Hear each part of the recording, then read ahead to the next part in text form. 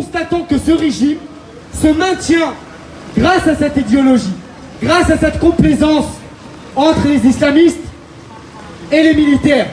Nous n'avons jamais eu un pouvoir civil. Il y a eu le GPRA qui voulait s'émanciper, mais il a été aussitôt détruit. Il a été détruit pourquoi? Parce que le projet politique qu'il portait était un vrai projet démocratique.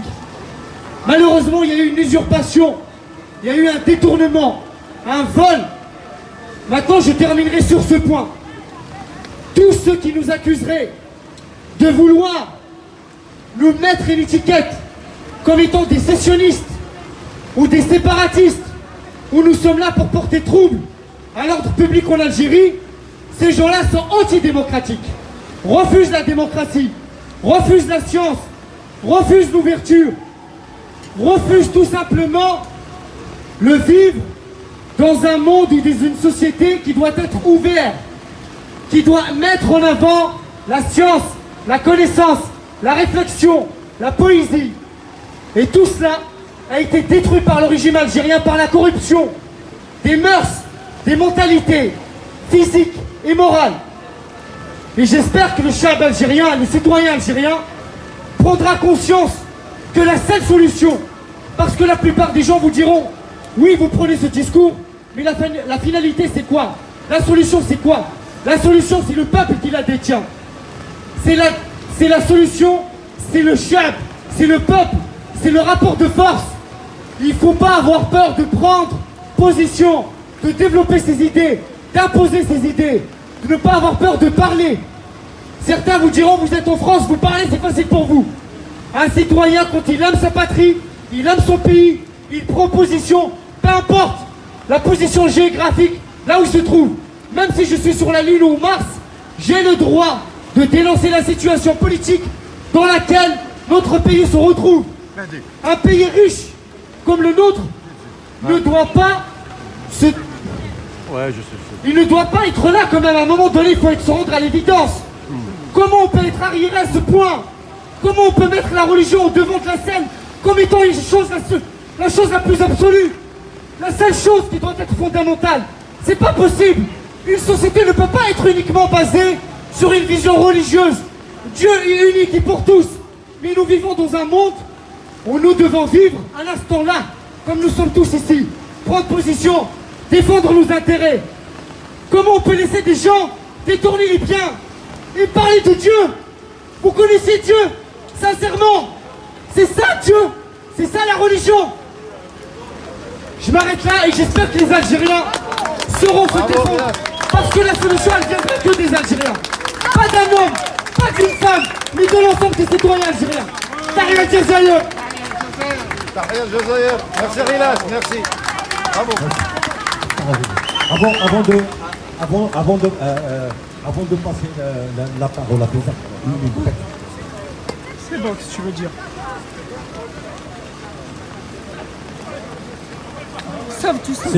c'est aussi l'un de nos aînés. C'est aussi l'un de nos aînés. Et nous revendiquons, moi personnellement, je me revendique de son combat. Je me revendiquerai toujours de son combat. Merci monsieur de nous avoir permis de raisonner et réfléchir ainsi. Merci à toi de m'avoir donné l'occasion de m'adresser à ces militants qui sont là présents. Non, pas les servir Aux détenus politiques. Mais avant d'aborder le sujet, je voudrais rendre un vibrant hommage à un militant qui a été assassiné injustement, Kamal Dinfra, en commençant par lui rendre hommage. Je vous demande 1 minute de silence, s'il vous plaît, en hommage à lui.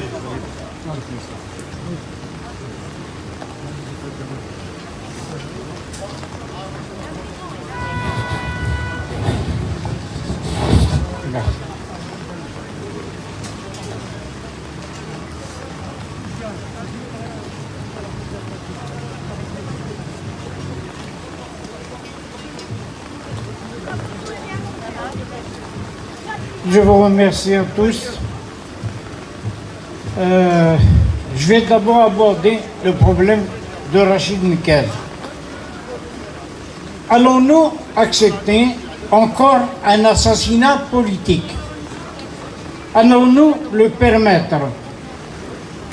Le peuple algérien n'a-t-il pas assez d'assassinats politiques de Boumediene à aujourd'hui? Si on commence à compter les assassinats politiques, on ne va pas en finir. Et ça date depuis 1957, depuis la mort d'Abanandan en 1957 par Boussouf. Alors si on commence à les compter, sans compter Amero, Chabani et les autres, aujourd'hui nous arrivons à un point de non-retour. Donc il nous appartient à nous, le peuple, comme on a dit non le 16 février, au mépris, au déni du peuple algérien, aujourd'hui, il faudrait qu'on dise non, et on dise non, non, pour de bon. Et on doit, pour écraser la tête du serpent, qu'est-ce qu'on doit faire? Comme toutes les autres révolutions qui sont passées avant nous, avant le peuple algérien. Nous devons occuper les capitales, nous devons occuper les grandes villes 24 heures sur 24 pour démontrer à ce régime qu'on est déterminé, pour démontrer surtout au monde entier qui nous méprise aujourd'hui. Avant, il fut un temps, quand la révolution a commencé, tous ils nous regardaient. Mais aujourd'hui, le monde entier nous méprise parce que nous n'avons pas pu mener cette révolution à terme. Donc pour l'amener à terme, pour obliger ces criminels à partir, il nous appartient à nous, il appartient au peuple d'occuper les grandes villes 24 heures sur 24, d'occuper la capitale principalement, qui est la vitrine de l'Algérie, qui est la vitrine du peuple algérien, pour démontrer notre force et notre abnégation à mener à terme notre révolution. Sinon, et surtout, je demande au peuple algérien de s'unir. C'est dans l'union qu'on peut faire face aux ennemis. Ce n'est pas en nous divisant. Comme je constate maintenant, il y a certains qui ne s'intéressent même pas à la révolution. Il y a d'autres, il y a certains qui s'intéressent de cœur, qui sont des militants sincères, mais par contre, la majorité, ils ne regardent que leur poche. Il y a des opportunistes, il y a beaucoup d'opportunistes. Alors, pour rendre hommage à nos détenus et pour demander la libération de tous nos détenus, c'est de sortir et de nous maintenir, de dire à ce pouvoir qu'il est temps qu'il parte, et c'est à nous de le faire partir par la volonté du peuple, et c'est le peuple qui décide de tout. J'ai entendu qu'il est soutenu par l'Occident.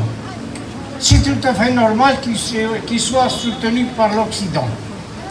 On a eu l'exemple, la révolution iranienne. La révolution iranienne, Khomeini, il a mis 25 ans à préparer sa révolution. Mais quand il a commencé à faire sortir son peuple, le Shah d'Iran, nous ne l'oublions pas, il était l'une des plus grandes forces au Moyen-Orient. Malgré tout ça, par la volonté du peuple iranien, les Américains ont abandonné le Shah. Ils l'ont abandonné à son sort. Et c'est Khomeini qui a gagné. Et nous, pourquoi? Incessamment, récemment, l'Europe de l'Est, qui pourrait dire que la Bulgarie devienne membre de l'Union européenne? Qui pouvait le dire? il y a encore quelques années, c'était une dictature communiste, mais alors abjecte. Et aujourd'hui, ils font partie de l'Union européenne. Et nous, pourquoi nous n'arrivions pas à mettre fin à ces criminels? Malgré qu'ils sont soutenus par l'Occident, par le monde entier, mais ils peuvent partir, on peut les battre en nous unissant, pas en nous divisant. Avec la paix, toujours la Selmia, parce que c'est toujours comme ça que ça doit se passer. On a commencé comme ça et on doit finir comme ça. Parce que le mal engendre le mal. On n'a pas besoin de rajouter, on n'a pas besoin d'une guerre. C'est ce que le pouvoir cherche et c'est ce que les Occidentaux, plutôt, le monde arabe, c'est ce qu'ils cherchent pour nous mettre à genoux, pour nous occuper, pour remplacer l'Occident. C'est pour cela qu'il faut combattre sur plusieurs fronts. Nous allons combattre sur plusieurs fronts. Parce que si on regarde aujourd'hui, on va trouver dans tous les 10 mètres, il y a une mosquée. Mais il n'y a pas de moyens de santé.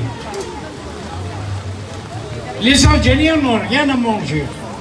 Ils sont dans la misère.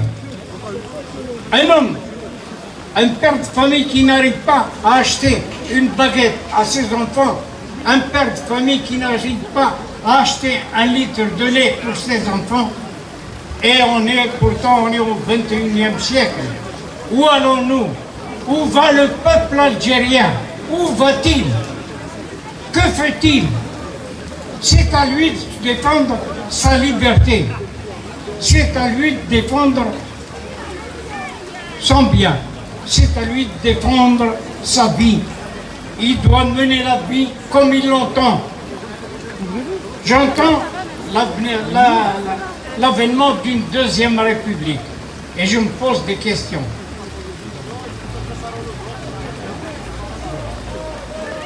Je me pose des questions. Est-ce qu'on a eu une première république? J'ai 77 ans. Je ne pense pas que j'ai eu une première république. Elle n'a jamais été déclarée. Je vous remercie de m'avoir écouté, car il y a beaucoup de monde qui veut se parler aussi. Je vous remercie. Telmer Tatas, merci beaucoup. Patek Saha. Nous continuerons le combat. Vous pouvez compter sur nous.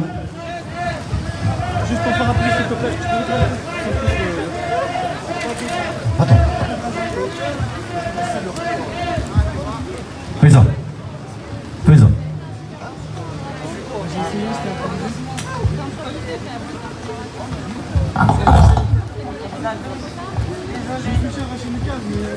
Bonjour, elle est où ma pancarte?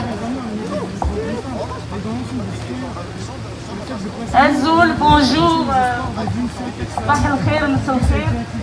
Déjà, pour commencer, je vous remercie, je nous remercie aussi d'être aussi nombreux aujourd'hui malgré la pluie.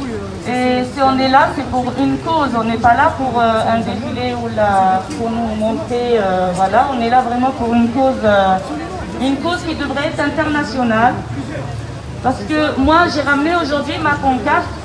Que notre collectif, il la sort à chaque manif, à chaque rassemblement, c'est notre image, c'est notre emblème de marque en fait.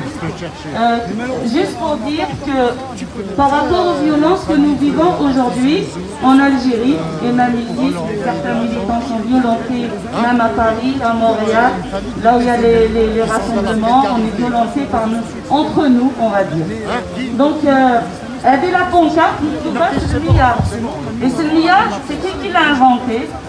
Au fait, c'est les Algériens là-bas qui, le jour où ils sont sortis, le 22, le 16, le 17, le 22, le premier slogan, c'était, et le mot d'ordre du Hirak, de la révolution, était que ce soit une révolution pacifique.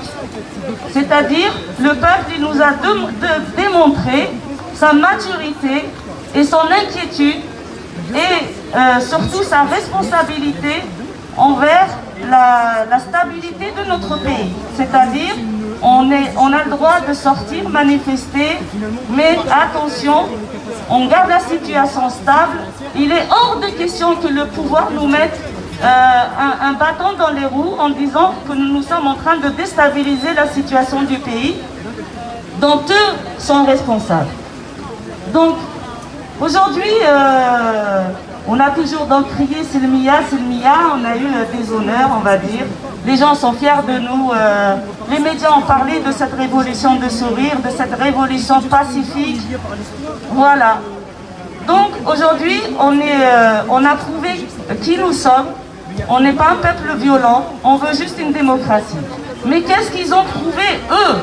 Ceux qui ne veulent pas donner la démocratie et donner le pouvoir au peuple, eux, ils ont trouvé quoi?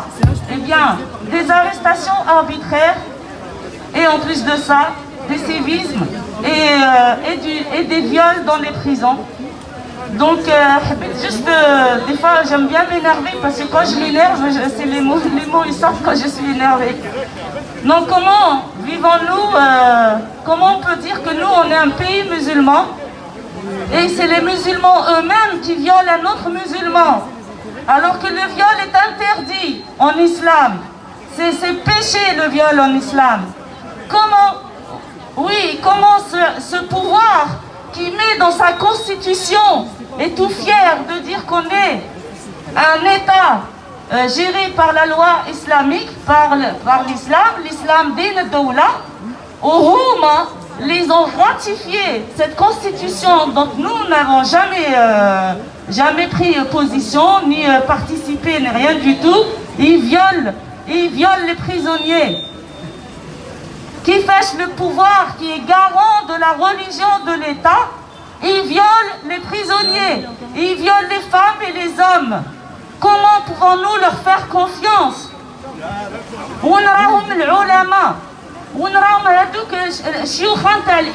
Je n'ai jamais entendu, jusqu'à maintenant, ça va faire 3-4 jours, un imam qui a dénoncé ce qui s'est passé à Walid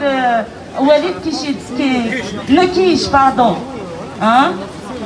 واحد منهم ما جا قال حرام واش صرا. Juste pour ça, c'est tout. Hein? Personne.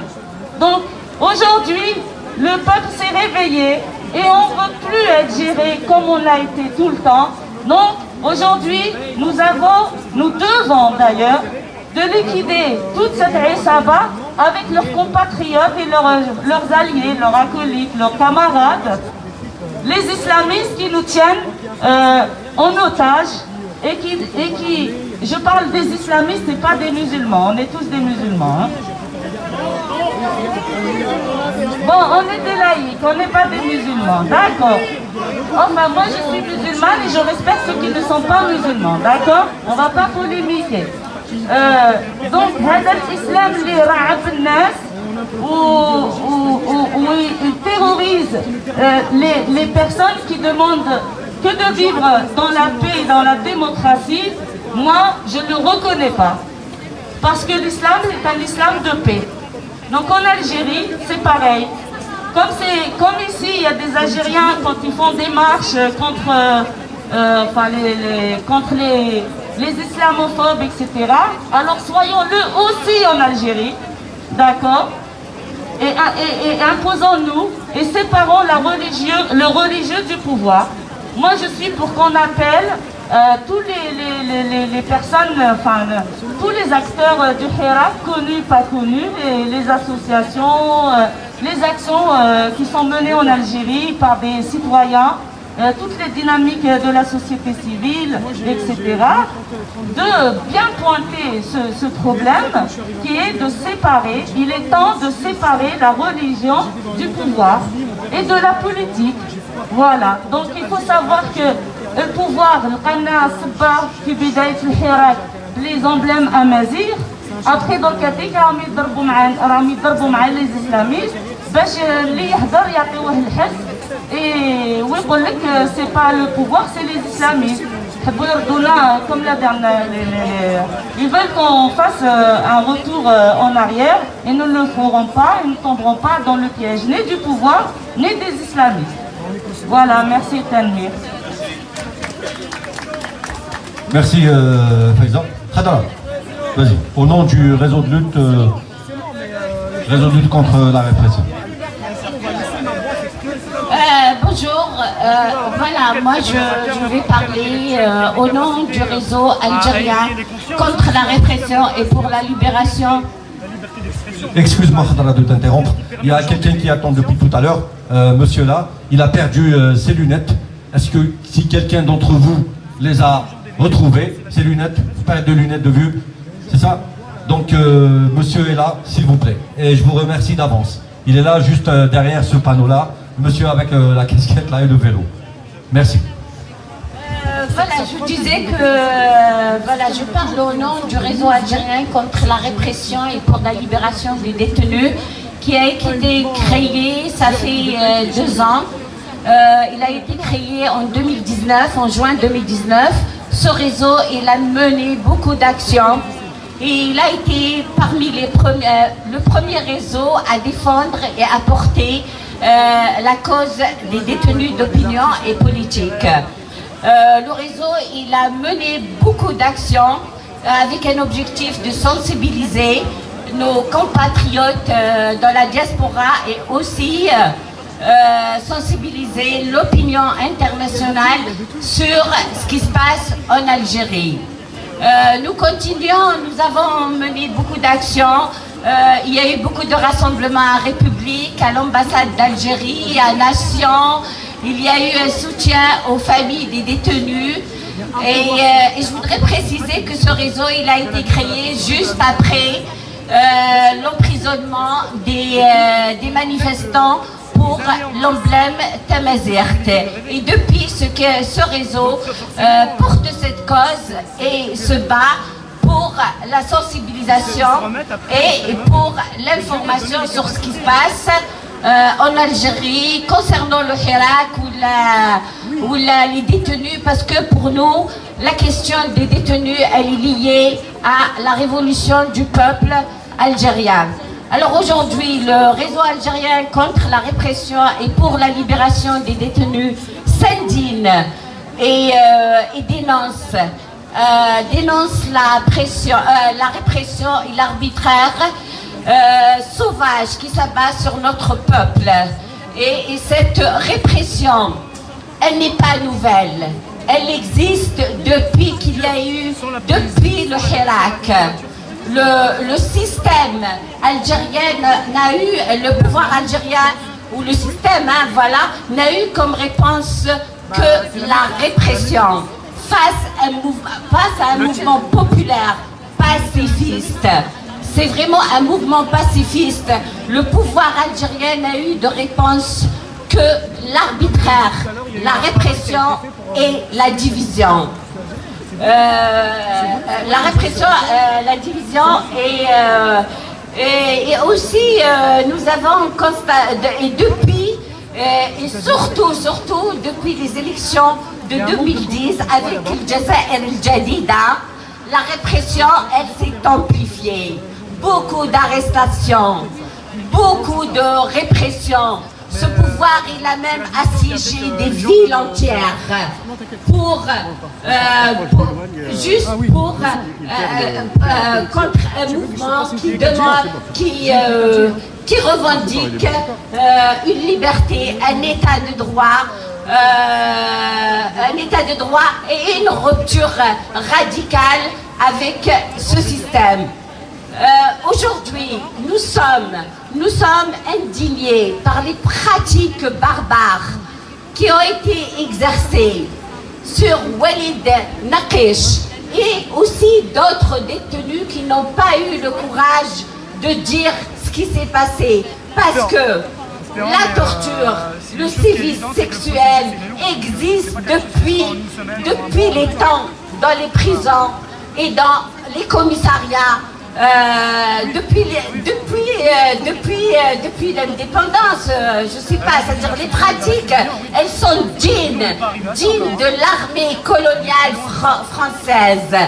Et je dirais que c'est pas nouveau. Pourquoi? Parce que nous avons connu des détenus qui ont été arrêtés. Je donnerai, arrêtés par ce pouvoir mafieux, je donnerai comme exemple de Béchir Hadjali. Béchir Hadjali, un responsable du parti d'avant-garde socialiste, le parti communiste algérien, qui a été victime de tous les pouvoirs successifs en Algérie et qui a subi la torture des jeunes pendant les années 88.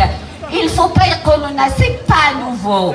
Le pouvoir algérien utilise la torture et surtout concernant les militants politiques, concernant les militants d'opinion. Il a toujours utilisé l'électricité, la baignoire, le chiffon et nous le dirons, le système aussi, la torture existe. Certains des militants qui ont subi les bouteilles cassées, à qui le pouvoir algérien demande de s'asseoir dessus. Le viol existe. Beaucoup de nos détenus ont été torturés et réprimés. Tout ce qui est opposition au système algérien est réprimé. Aujourd'hui, encore, des centaines de détenus détenus croupissent dans les jeunes du pouvoir algérien. Et des milliers, des centaines sont harcelés par le pouvoir algérien. Aujourd'hui, la situation, ce régime, il a démontré ses limites. Il a démontré ses limites par les réponses qu'il nous a données à une crise politique, par la répression, la division et l'arbitraire. Il a démontré ses limites par la gestion du Covid. Il a démontré ses limites par les millions de chômeurs, par les licenciements, par aujourd'hui le peuple algérien. Aujourd'hui, les produits de première nécessité subissent des augmentations incroyables, la cherté de la vie. Pour dire ce pouvoir, il doit partir. Il doit partir parce que il a montré pendant 2 années ses limites. Il se maintient juste pour partager les intérêts entre la Esaba. Et aujourd'hui, mes amis, il faut rester mobilisé, il faut rester debout, il faut exiger la libération immédiate et sans aucune condition des détenus d'opinion et politique. Il faut exiger qu'il y ait une enquête pour rendre la dignité à Walid et pour rendre la dignité à tout le peuple algérien. Il faut exiger les libertés, il faut se battre et exiger les libertés d'expression, la liberté d'organisation. Sans ces préalables, on ne pourra jamais passer à une transition démocratique. C'est des préalables. Aujourd'hui, il faudrait que tous les espaces d'expression soient libérés pour que le peuple mène son combat et s'organise pour une transition démocratique. Aujourd'hui, nous exigeons l'égalité des droits entre les femmes et les hommes. Nous exigeons l'abrogation du code de la famille qui met la moitié de cette société sous un code de la famille qui est obscur et qui est rétrograde. Nous exigeons aussi de rompre avec le système néolibéraliste et de rompre aussi avec l'économie rentière. Le système rentier et rentre avec l'économie Excusez-moi, voilà, il faut se mobiliser, il faut porter le projet, il faut rester debout et porter le projet de l'Algérie libre et démocratique. L'Algérie vivra et sociale, l'Algérie vivra, l'Algérie vaincra. والجزائر حرة démocratie et hommage à notre peuple, un peuple qui n'a pas arrêté de se battre, ça fait des décennies. Merci.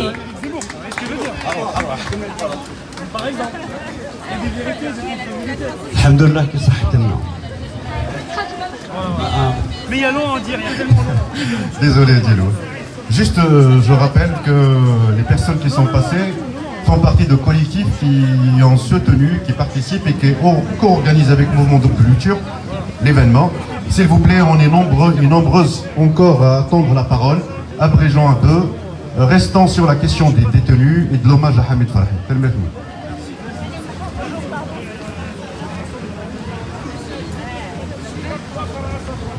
Alors on va tester juste, est-ce que c'est chaud, c'est pas chaud. Pour une double rupture, ni militaire, ni militaire, ni militaire, c'est chaud. Oupsimou billah, c'est chaud.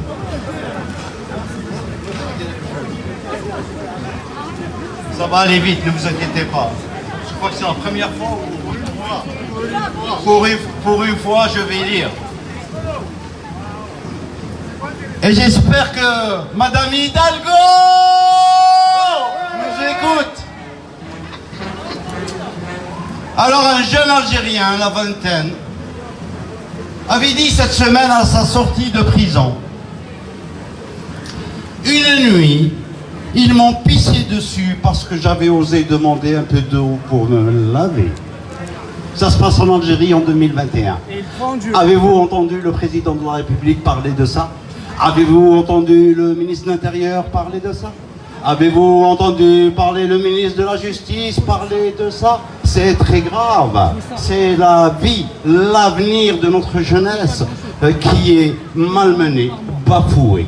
Ces jeunes, nos jeunes sont traumatisés à vie. Savez-vous ce que c'est pour un jeune homme de lui faire pénétrer,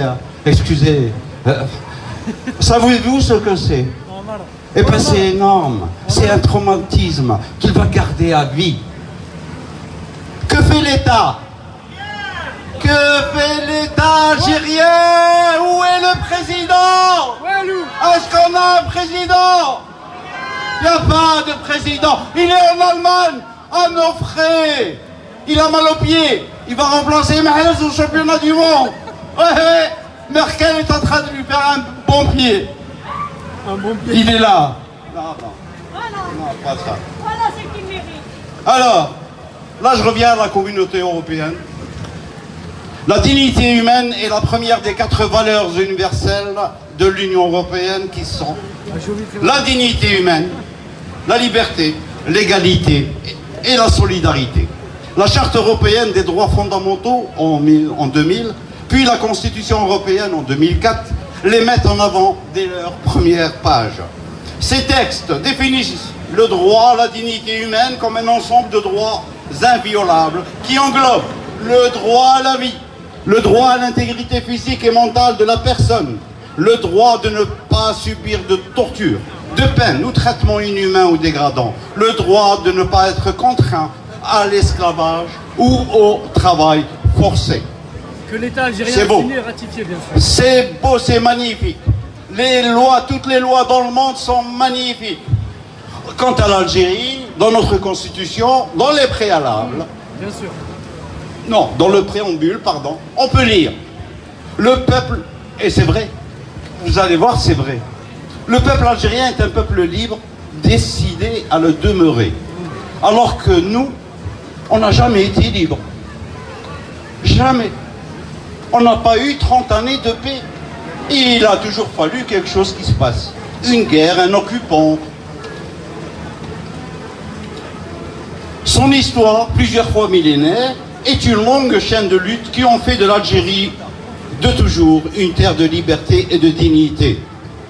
Nous ne sommes pas libres en Algérie. On ne sait pas ce que c'est que la liberté. On nous confisque la liberté, notre liberté depuis... Allez, je vais être gentil. Depuis l'avènement des religions. Depuis le premier, là, Abraham. Depuis c'est fini. Depuis c'est fini.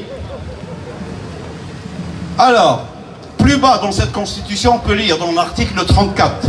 C'est important les articles, hein. Vous allez voir pourquoi. Les institutions... Ah, elle a répondu, Hidalgo.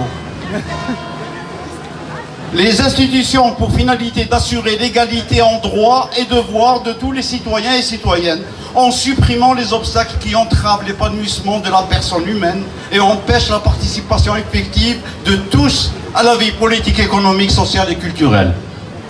Magnifique. Mais il n'y a rien. Il n'y a rien. L'Algérie est tout autre. On dirait que c'est un autre pays. Et pourtant, c'est la constitution algérienne. Les droits des citoyens. Mais le citoyen, il ne sait même pas qu'il a ses droits. Article 35. L'État œuvre à la promotion des droits politiques de la femme. L'État, il œuvre pour les droits politiques de la femme, de l'Algérienne. C'est vrai, il le dit, c'est écrit dans la Constitution, soyez logique. Quoi? Des camisoles islamiques? Bon. Les modalités d'application de cet article sont fixées par une loi organique. Article 36, nouvel article. L'État œuvre à promouvoir la parité entre les hommes et les femmes sur le marché de l'emploi. L'Europe n'a pas pu régler ce problème. Chez nous, il est réglé. Ah oui, chez nous, il est réglé. Il y a l'égalité parfaite entre l'homme et la femme. La femme, par exemple, en Algérie, quand elle sort à 22h, elle va voir sa copine, sa voisine. Ben, elle demande à personne. Même si sa copine habite à l'autre bout de la ville, ben, elle y va. Et en toute sécurité. En toute sécurité. Ben, c'est écrit. C'est écrit. L'État encourage la promotion de la femme en responsabilité dans les institutions, administration publique, ainsi qu'au niveau des entreprises. Aujourd'hui, la femme porte la camisole islamique. Ils se foutent de notre gueule. Franchement. Ou nous, on ne sait pas lire. Dans ce cas, si on sait lire, on doit exiger tout ça. Non, on doit l'exiger, ça. Article 37. La jeunesse est une force vive dans la construction du pays. La jeunesse est là, en prison. La jeunesse en Algérie est en prison. La jeunesse est violée. La jeunesse est battue. La jeunesse est humiliée. Voilà la jeunesse algérienne. À cause de qui? À cause de cet État voyou. À cause de ces criminels qui ne daignent sur aucun moyen pour écraser le peuple, et notamment la jeunesse, qui dignement demande à ce que ces langues locales soient reconnues, sa langue nationale, Tamazight, soit reconnue. Et nous, on nous dit qu'on est arabo-musulmans. Arabo-musulmans. Je ne sais pas si vous avez vu la gueule d'un arabe, c'est pas méchant, mais il n'y a rien à voir. Il n'y a absolument rien à voir. Ni dans les us, ni dans les coutumes, ni dans le faciès. C'est pas possible. Nous sommes des Méditerranéens, de vrais Méditerranéens. Nous sommes beaux, nous aimons manger, nous aimons les femmes, nous aimons danser, nous aimons les fêtes. Chez eux, c'est haram. Tout ce qui est bien, tout ce qui est beau, c'est haram. Dieu ne veut pas. Mais putain, qu'il ferme sa gueule, ce Dieu.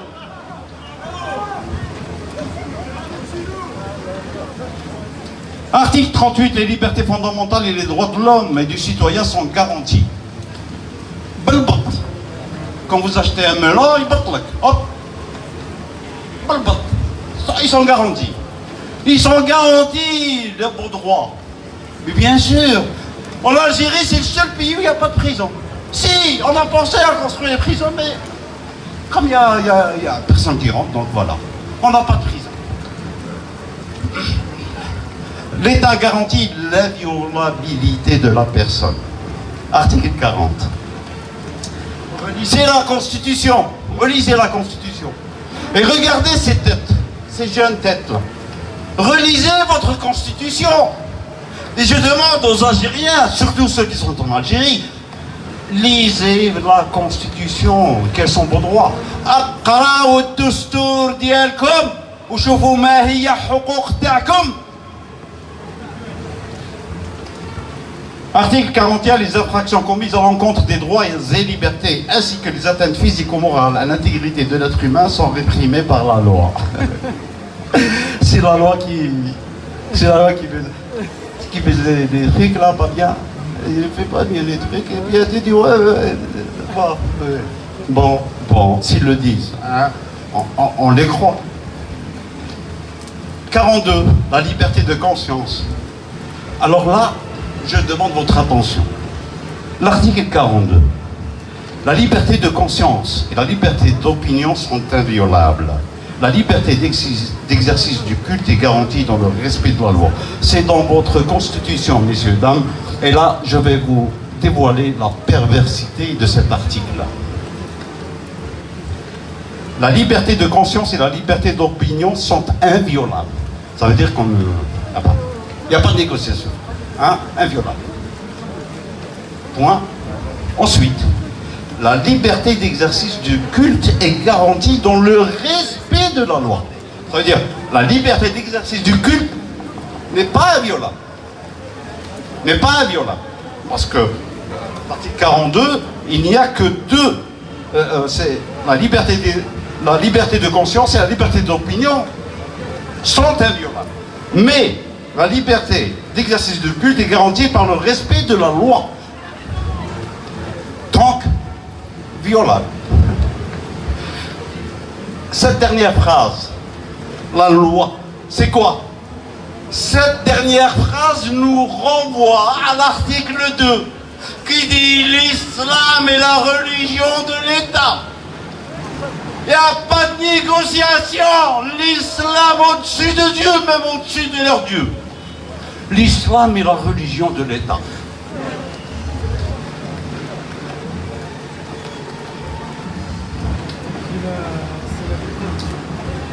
Alors,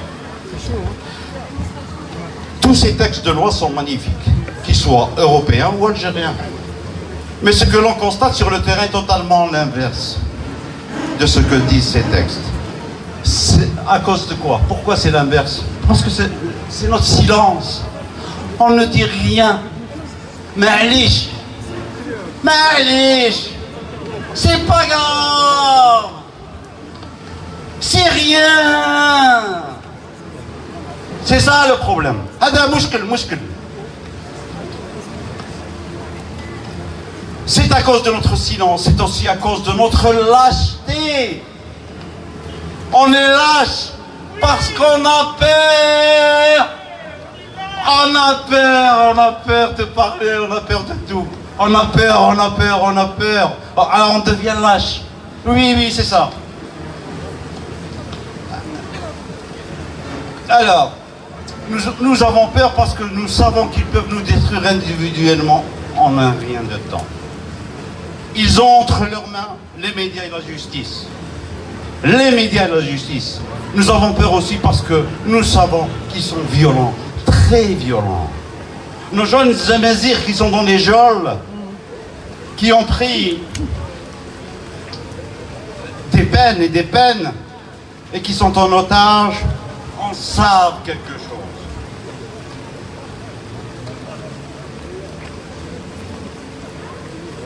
La violence a des visages multiples. Elle commence par des mots, des attitudes, et finit avec des coups. La violence verbale est celle qui commence par les injures, l'intimidation et les menaces. Elle n'en est pas moins traumatisante et doit être prise en compte. La violence psychologique est plus sournoise. Elle peut se manifester par un refus de communiquer ou le désir d'humilier l'autre. La violence physique se manifeste lorsque l'on touche à l'intégrité corporelle d'une personne en la frappant, en la giflant, en la volant, avec violence. La violence sexuelle, de l'attouchement au viol, est sans nul doute une des plus destructrices. Nos pauvres jeunes aussi subissent cela en 2021. La loi interdit tous les comportements contraires aux intérêts de la société et prévoit même la responsabilité des mineurs. Le silence n'a pas lieu d'être.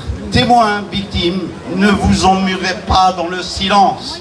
Le harcèlement moral ou l'emprise psychologique est souvent pire que la violence physique. Il y a un climat de peur qui s'instaure. Les victimes ne sont plus elles-mêmes et culpabilisent, comme pour la violence physique. Les comportements banals deviennent sujets à suspicion. Le doute, l'angoisse, la frayeur font partie du quotidien des harcelés. Les harcelés sont diminués, dévalorisés et perdent la faculté de réagir. Le plus souvent, la violence physique suit et c'est un scénario sans fin. C'est la meilleure façon de détruire un peuple. Pour une Algérie plurielle, multiculturelle, ouverte au monde, je termine avec deux citations. La première, celle de Arsène Besset, journaliste, écrivain québécois, 1873-1921. L'ignorance, la sottise et la lâcheté, les trois redoutables ennemis du genre humain. Et je termine avec celle de notre Mouloud Maamri. Une erreur scientifique peut tuer des personnes, mais une erreur culturelle peut tuer des générations. Pour une double rupture, ni militaire, ni militaire, ni militaire. Merci beaucoup, Telmer Tenouan, Telmer Tenouanta. Merci Gilou. Je donne la parole à Amara. Amara, représentant d'une organisation qui a bien voulu et qui est toujours sur le front. Vas-y Amara, présente-toi. Et enfin, j'ai rien à t'apprendre. D'accord, content. Merci Mehdi. Bonjour tout le monde. Nous représentons, nous sommes quelques-uns ici, le collectif Union pour l'Algérie. On se bat pour une Algérie plurielle, laïque, et démocratique, universaliste et humaniste. Et aujourd'hui, je voudrais dire toute notre indignité devant ce qui est arrivé à Walid Nekish. Ce n'est que le reflet d'un système. Antar, Ben Aknoun, ça fait des années que ça dure. Lui a eu le courage de le dénoncer, de le dire. D'autres ne l'ont pas dit. Ce n'est pas pour autant qu'il manque de courage. Il faut le savoir, c'est dur de dire que quelqu'un a été violé ou qu'on a été violé. C'est dur. Ça doit être au plus profond de sa chair, mais quelle douleur ça doit être. C'est immonde, ça doit être immonde, c'est abject, c'est terrible. Mais s'il n'avait pas reçu de l'amour de ses parents, s'il n'avait pas reçu de l'amour de ses amis, s'il n'avait pas reçu de l'amour de son entourage, il n'aurait pas eu le courage de le dire. Il n'aurait pas eu la confiance pour le dire. Et nous avons besoin tous, autant que nous sommes, et toutes, de cet amour. Et sans ça, il n'y a rien. Sans ça, on ne construira pas cette Algérie humaniste, universaliste, progressiste, où les droits des femmes seront respectés, seront à égalité avec ceux des hommes. Et ça, il le faut absolument. Et c'est pour ça que je pense que nous sommes là tous aujourd'hui. C'est pour une Algérie meilleure, comme l'a dit Matoglou Ness, et majeure, grande parmi toutes les nations du monde. Et ça, c'est très important. Je voudrais également avoir une pensée pour Nekez. Parce que ce que fait ce régime, l'envoyer à 700 km de là, dans le désert, à côté de Béchar, c'est le déporter. C'est du fascisme. C'est du nazisme. Parce que s'ils sont capables de le faire pour un homme, ils sont capables de le faire pour nous tous ici et nous toutes. Sachez demain que si on ne se bat pas contre ça, si on se retrouve entre leurs mains, eh ben on risque de se retrouver dans la même situation que Rachid Nekaz. Et j'aimerais avoir également une pensée pour tous les détenus d'opinion qui sont injustement incarcérés. Incarcérés, détenus arbitrairement, tout simplement parce qu'ils ont écrit un mot sur leur page Facebook, parce qu'ils ont crié trop fort, parce qu'ils ont manifesté, parce qu'ils se sont indignés, parce qu'ils réclament tout simplement la liberté. La liberté de croire, la liberté de dire, de parler, la liberté d'être eux-mêmes. Et ça n'a pas de prix. Ça n'a pas de prix. Et c'est pour ça que nous sommes tous là aujourd'hui. Nous nous battons pour ça, pour cette liberté, pour cette nouvelle indépendance. Les générations précédentes qui se sont battues pendant la guerre d'Algérie, à Ben Ramadan, Ben Hidi et tant d'autres, se sont battus pour cette liberté-là. Cette liberté qu'ils nous ont volée. Cette liberté que nous cherchons jusqu'à aujourd'hui, cette nouvelle indépendance. Et c'est à nous de nous unir tous autant que nous sommes pour que les choses changent. Dans la solidarité, nous arriverons à atteindre nos buts. Et ça, c'est certain. Si nous sommes unis, tous, autant que nous sommes. Et quelles que soient nos opinions et nos diversités politiques, et notre diversité politique, il n'y a que comme ça que nous y arriverons. Il y a également actuellement un combat social. Il y a Luminog, il y a Eniem qui ont réussi à chasser leur directeur. Ils ont réussi parce qu'ils se sont battus, parce qu'ils se sont unis. Il y a Luminog qui se bat depuis des mois, des employés qui ont été licenciés arbitrairement, parce que M. Rebrab ne veut pas de syndicats dans ses entreprises. Il veut continuer à exploiter les ouvriers. Il ne veut pas autre chose. Il veut que ça, l'exploitation de l'homme. L'exploitation de l'homme et rien d'autre. Voilà l'Algérie que nous promettent ces gens-là, ces complices du système. Et ils sont là aujourd'hui. Ils se calfeutrent dans des bureaux, dans des bureaux de velours, pendant que leur compte augmente. Et tout ça au détriment du peuple, au détriment des gens, des petites gens, au détriment des femmes et des hommes de ce pays-là.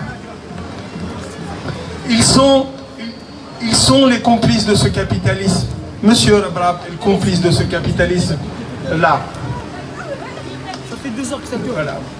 Et je voudrais terminer par dire que la seule façon pour qu'on y arrive toutes et tous ensemble, c'est la solidarité. Il va falloir qu'on arrive ici, dans la révolution de février, dans la révolution du sourire, tous autant que nous sommes, tous les collectifs, quels qu'ils soient, à nous unir, au moins à créer une unité d'action.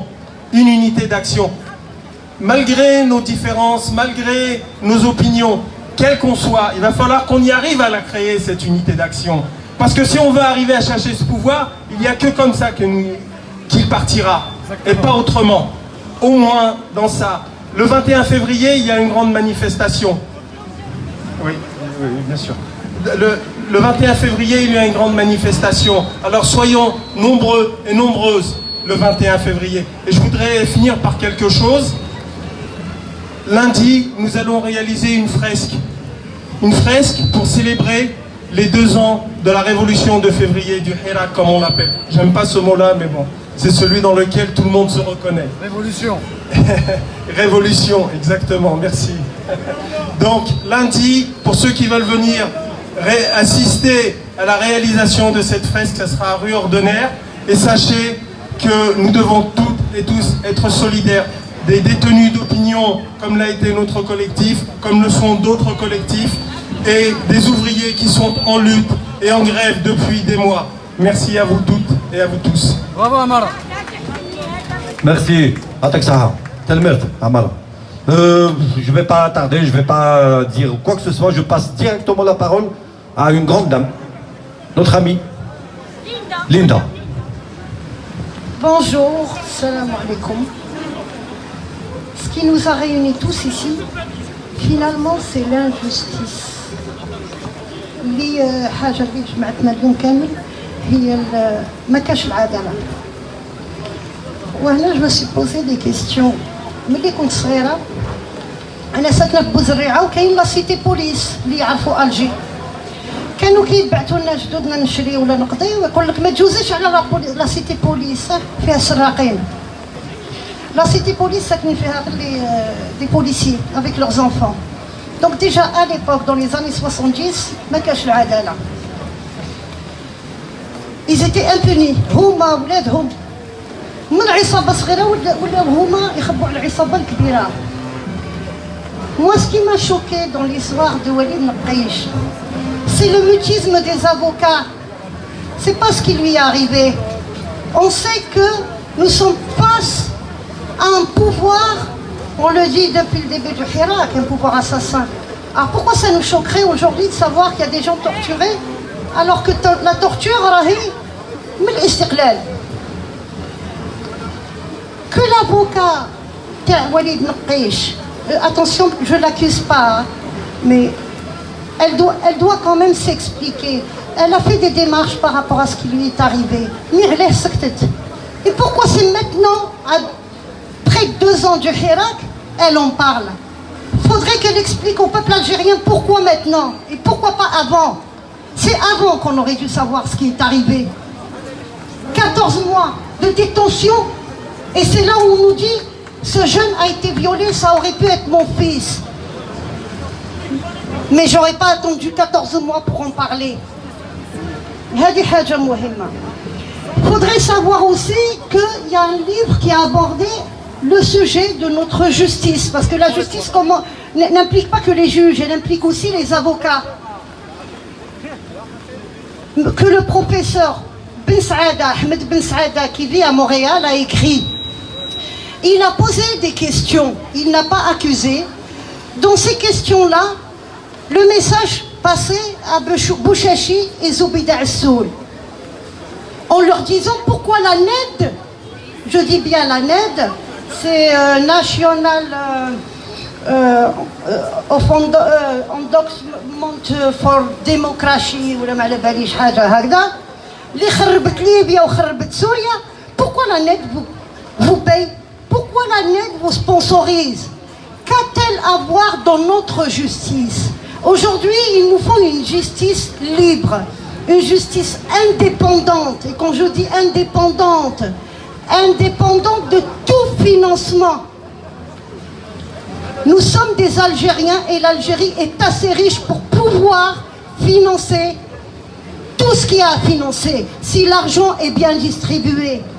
Donc, mon message que je veux passer, c'est que dans le CLND, j'étais parmi les premières de Paris qui a pris contact avec eux pour essayer d'aider les prisonniers. Dans le CLND, il y a ceux qui ont duré et il y a ceux qui n'ont pas duré. Ceux qui n'ont pas duré, les m'adhomش المعرفة. Ceux qui ont duré, c'est les Bouchachi, les Zoubida Assoul. Moi, ce que je demande à ces gens-là qui répondent au peuple algérien, et vous pouvez regarder sur Internet, c'est un livre qui fait 100 pages. Je ne connais pas Ahmed Ben Saada, je ne le connais pas. Donc ça c'est pour dire que c'est un livre que j'ai lu et qui a attiré mon attention. Pourquoi ces gens-là ne lui ont jamais répondu? Et bizarrement, c'est Rachid qui répond. Et qui répond par un livre qui fait 600 pages. Et dans l'introduction, c'est l'ancien président tunisien, Merzouki, qui a donné l'introduction. Et aujourd'hui, on s'étonne que Merzouki, ça fait quelque temps, donc encore une fois,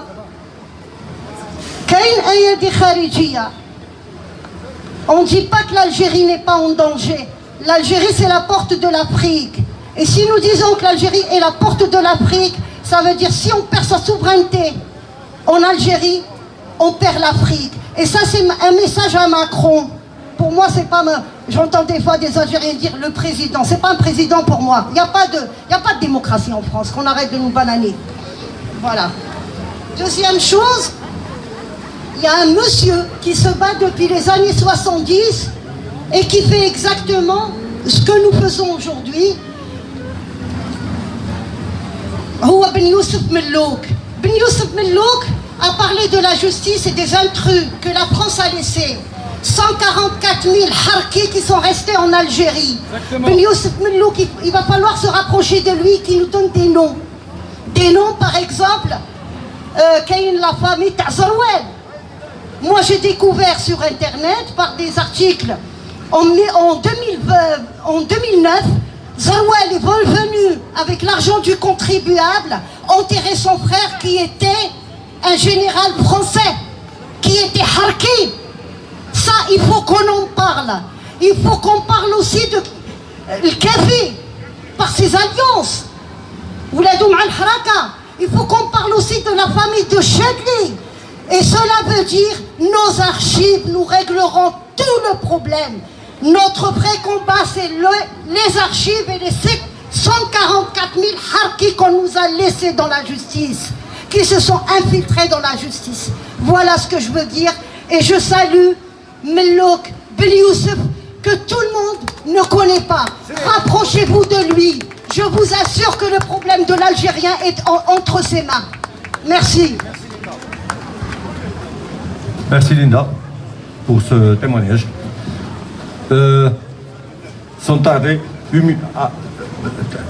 Soufiane, je comprends ton impatience. Tu es des nôtres. Nous sommes...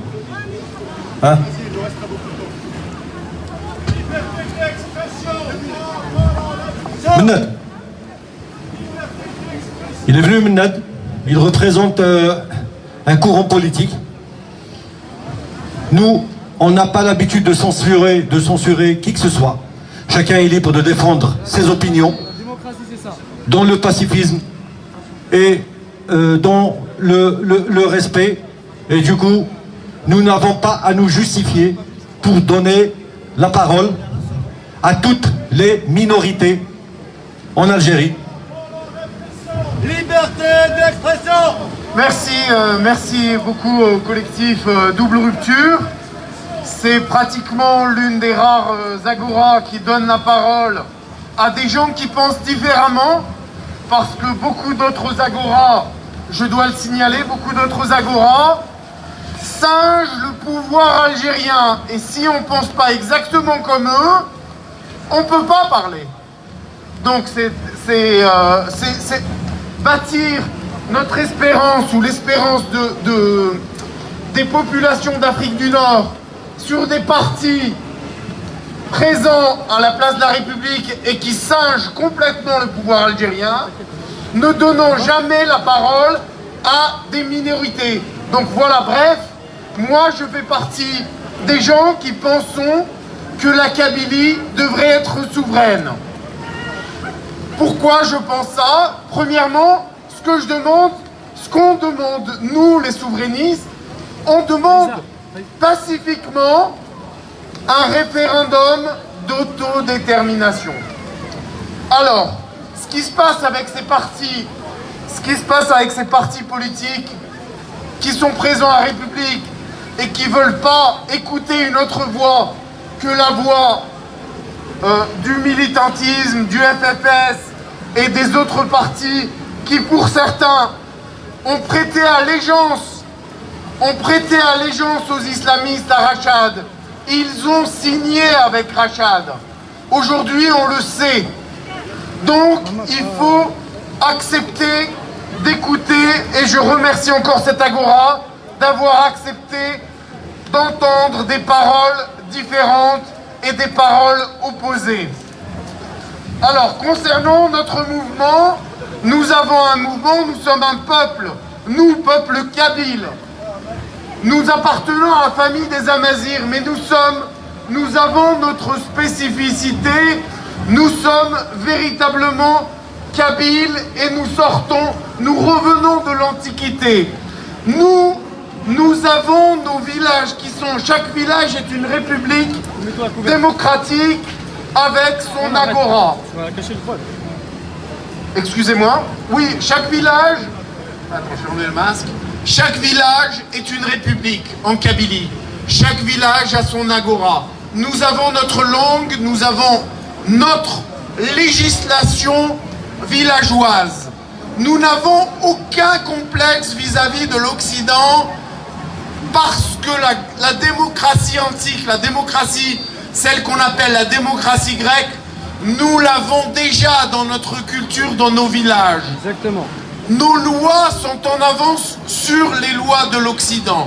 Ce que cherche à faire, et nous sommes ici, face à la mairie de Paris, tout ce qu'on appelle la démocratie locale, les villages kabyles l'ont déjà. Alors, ce parti et ces mouvements souverainistes Kabyles, ils existent. Nous avons un gouvernement provisoire, nous avons un parlement, nous avons énormément d'institutions. Mais il y a un blocus en Algérie, et pour revenir au sujet, nous avons un blocus en Algérie vis-à-vis de nos prisonniers. Nous avons aussi, nous défendons tous les prisonniers, tous les prisonniers qui luttent pour les droits de l'homme en Algérie. Nous avons aimé aussi cette Algérie. Nous avons été aussi algériens. Aujourd'hui, nous sommes kabyles. Et nous luttons. Alors, il y a eu un blocus par tous les partis traditionnels. Je pense au FFS et à certains autres partis qui sont installés place de la République. Ils font un blocus. Ils ne veulent pas parler des détenus qui luttent pour les droits du peuple kabyle. L'Algérie a signé les conventions internationales pour les droits des peuples. Mais c'est valable pour la Palestine, c'est valable pour le Sahara occidental, ce n'est pas valable pour les Kabyles. Ce n'est pas valable pour nos droits. Nous demandons l'autodétermination de la Kabylie. Si les Kabyles choisissent de rester dans l'Algérie arabo-islamique, nous respectons ce choix. Nous, notre choix, la laïcité, nous l'avons déjà dans notre culture. Nous, la laïcité, nous ne l'avons pas apprise en 1905. La laïcité, nous avons ça dans notre culture. Nous sommes un peuple de Juma al-Iman.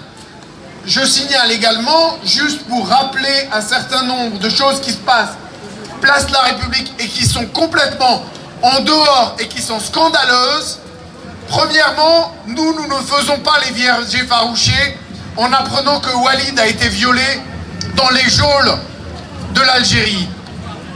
Gaïd Salah, au tout début du Hirak, nous avons dénoncé Gaïd Salah, qui lui-même est un violeur.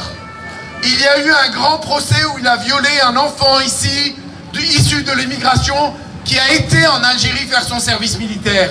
Cet enfant a été violé, il y a eu une procédure, il y a eu un procès. Nous ne sommes pas des vierges effarouchées. Nous savons que ça se passe en Algérie. Nous avons été place de la République pour le dénoncer. Et les conservateurs nous ont dit non. Tous les partis classiques, je ne les nommerai pas, mais vous les connaissez, nous ont dit non, vous ne pouvez pas parler de ça. Nous sommes une société nord-africaine, conservatrice, et nous ne pouvons pas parler de ces choses-là. Alors que le pouvoir était entre les mains d'un pédophile violeur qui s'appelle Gaïd Salah. Voilà, pour revenir aussi à nos prisonniers, ils ont eu énormément de mal à trouver des avocats en Algérie. Donc je rends hommage aux avocats qui ont défendu Lounas Hamzi. Lounas Hamzi qui est un militant pour l'indépendance de la Kabylie. Une minute, Hamzi, c'est pas pour te censurer, loin de l'idée, sinon on t'aurait pas donné la parole, bien au contraire. Il y a les représentants de l'ordre qui nous demandent de partir illico presto. D'accord, ben écoutez, merci beaucoup de m'avoir quand même donné la parole. J'ai plein de choses à dire sur l'hypocrisie de certains partis qui n'acceptent pas d'écouter des voix différentes que la voix de l'Algérie, des partis traditionnels du FFS, des partis du Hirak qui se sont trompés et qui n'ont abouti à rien du tout qu'à avoir signé avec Rachad, avec les islamistes, etc. Donc attention, nous sommes l'avenir. Nous ne faisons pas confiance à l'administration algérienne pour construire un État de 50 millions d'habitants. Nous voulons un État kabyle, indépendant, à taille humaine, qui fonctionnera très bien avec nos institutions qui sont là, qui sont en construction, l'IMNI, le gouvernement provisoire, Lazare Rouge, qui est notre association caritative, abat la répression. Et voilà, je vous salue, je salue les Algériens comme étant mes voisins que je chéris beaucoup et avec lesquels j'aimerais bien m'entendre énormément. Mais je préfère avoir des relations de voisinage cordiaux, comme aujourd'hui je chéris mes voisins marocains et tunisiens. Et moi, en tant que Kabyle, je chérirai demain mes voisins algériens. Très bien, merci beaucoup, à très bientôt. Merci, monsieur. Bon, merci beaucoup. On a dépassé le temps. Il est 16h04 minutes. Donc, on est obligé de mettre fin au rassemblement d'aujourd'hui. Nous sommes désolés pour tous nos amis, camarades, femmes et hommes qui sont là, qui devaient prendre la parole, mais malheureusement, il y en aura d'autres occasions, notamment à Place de la République. Merci beaucoup d'être là. Merci beaucoup d'être donc aux côtés des détenus d'opinion. Aujourd'hui, nous exigeons leur libération immédiate et inconditionnelle. Et nous avons rendu hommage à Hamid Farhi et à tous les anciens et anciennes militantes et militants du projet démocratique. On ne sera pas dimanche demain à Place de la République, mais nous serons le dimanche prochain. Voilà, merci mesdames et messieurs, nous vous demandons de vous disperser dans le calme. Bien sûr, je n'ai pas à vous le dire, on se connaît, nous vous connaissons, vous nous connaissez.